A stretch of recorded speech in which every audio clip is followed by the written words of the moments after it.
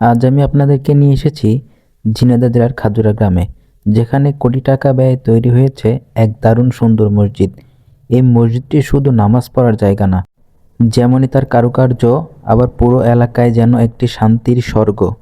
সামনে আছে বাচ্চাদের জন্য দোলনা, চারপাশে রঙিন ফুলের বাগান, আর এমন একটি পরিবেশ যেটা দেখলাম মনটা ভরে যায়। চলুন তাহলে ঘুরে দেখি এই শিল্পপতির তৈরি অনন্য সুন্দর মসজিদটা, যার কারুকার্য ডিজাইন আপনাকে চমকে দিবে। আসসালামু আলাইকুম, welcome to my channel another brand new blog. তো আজকে আমরা আছি ঝিনাইদহ সেই ভাইরাল এই ভবনটিতে।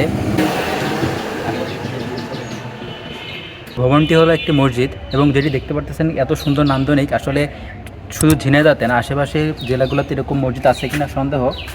তবে যেটি তৈরি করতে ব্যয় হয়েছে কয়েক কোটি টাকা এবং এখানকার একজন শিল্পপতি তিনি এটি তৈরি করেছেন। ঝিনাইদহের খাজুরা গ্রামের বাইতুল মামুন জামে মসজিদ সম্প্রতি সামাজিক যোগাযোগ মাধ্যমে ভাইরাল হয়েছে। এটি দেখতে রাজপ্রাসাদের মতো হওয়ার কারণে অনেকে এটিকে ভাইরাল মসজিদ নামে ডাকছেন। মসজিদটি ঝিনাইদহ সদর উপজেলার খাজুরা গ্রামের ৮ নম্বর ওয়ার্ডে অবস্থিত। স্থানীয়ভাবে জেনেছি যেটি নির্মাণ কাজ শুরু হয়েছিল ২০২০ সালের দিকে এবং যেটি নির্মাণ করতে খরচ হয়েছে ৫ কোটি টাকা। প্রথম নজরে এই মসজিদটি বলা যায় রাজপ্রাসাদের মতো। সাদা দেয়াল, হালকা লাল গোলাপি শেডের ছোঁয়া এবং ঝকঝকে সুবচন কারুকার্যের সমন্বয়। প্রবেশপথটি বড়, শোভন, বহুমুখী, সুন্দর, অপরূপ দেখতে। যদিও এটি একটি মসজিদ, কিন্তু দেখেন কি সুন্দর একটি ব্যবস্থা। যেহেতু এখানে একতলা এবং দুইতলা সম্ভবত মসজিদ এবং এখানে উপর মাদ্রাসাও আছে, তাই তো বাচ্চাদের জন্য খেলার কি সুন্দর একটা গ্রাউন্ড। দেখেন একবার।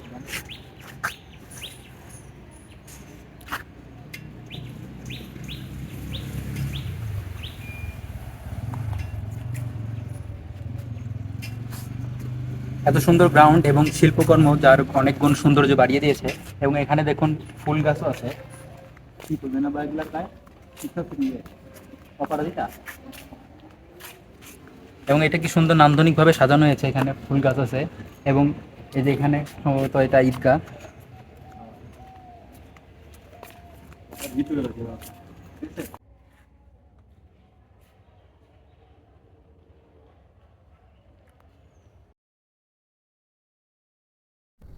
আসলে মসজিদটির কারুকার্য এতটাই সুন্দর, তাই তো প্রতিদিন নামাজের ব্যক্তিরা বাদেও দূর দূরান্ত থেকে অনেকেই আসে।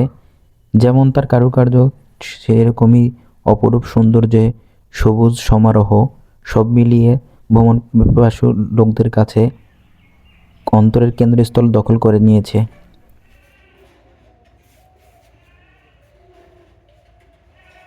তো আজকে আমার সফর সঙ্গী আমার আব্বা। এই যে বা আপনি কিছু বলেন, কিরকম লাগলো আপনার হ্যাঁ, মসজিদটা? অনেক দারুণ। আলহামদুলিল্লাহ, অনেক সুন্দর করেছে। এই জায়গাটা আসলে দেখার মতো। এবং এই শিল্পকর্মটা অনেক সুন্দর না আব্বা? হ্যাঁ, অনেক চমৎকার।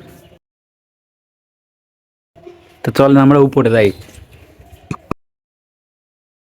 আসলে মসজিদটির কারুকার্য যদিও শুরু হয়েছে ২০ সালের দিকে, এখন সেটির কাজ চলমান এবং এখানের প্রতিটা কোণে, প্রতিটা জায়গাতে কোনো জায়গায় সুন্দরের কমতি নাই।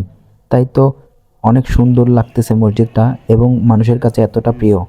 তাই তো দূর দূরান্ত থেকে অনেকেই আসে এবং এর কারুকার্য যেমন, এবং সবচেয়ে ভালো লাগছে যেই শিল্পপতি লোকটি এই মসজিদটি তৈরি করেছেন তার নামটি আজও অজানা।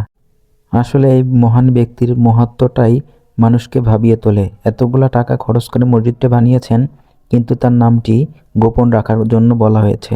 আসলে বর্তমান সময়ে এরকম হৃদয়ের মানুষ পাওয়া খুবই সৌভাগ্যের বিষয়। তাই তো সকলেই যারা নামাজ পড়ে অনেকে তার জন্য দোয়া করেন এবং তার মনের প্রতিফলিত মসজিদটি একদম তার মনের মতোই হয়েছে। সব মিলিয়ে মাশাআল্লাহ।